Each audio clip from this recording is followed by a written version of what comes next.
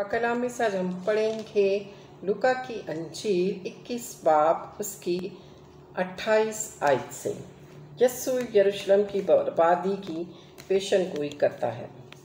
फिर जब तुम यरूशलेम को फौजों से घिरा हुआ देखो तो जान लेने का उसका उजड़ जाना नज़दीक है।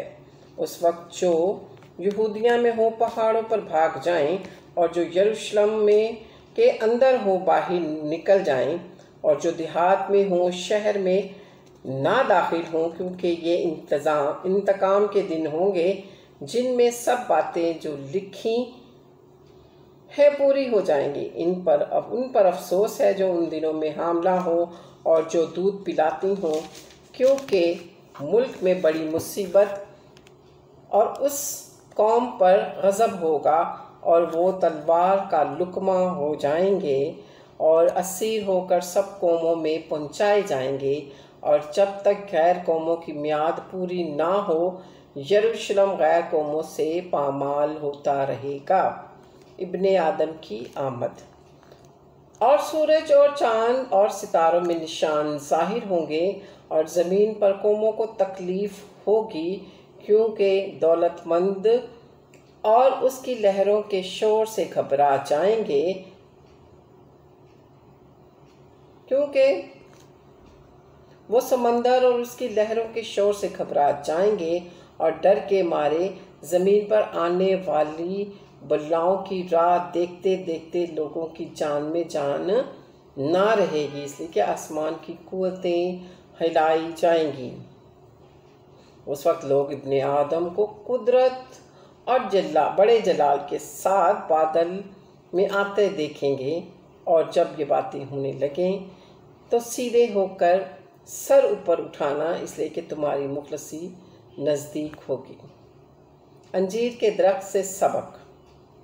और उसने उनसे एक तमसील कही कि अंजीर के दरख्त और सब दरख्तों को देखो, जो ही उनमें कॉम्प्लेन निकलती हैं तुम देखकर आप ही जान लेते हो कि अब गर्मी नज़दीक है। इसी तरह जब तुम इन बातों को होते देखो तो जान लो कि खुदा की बादशाही नज़दीक है।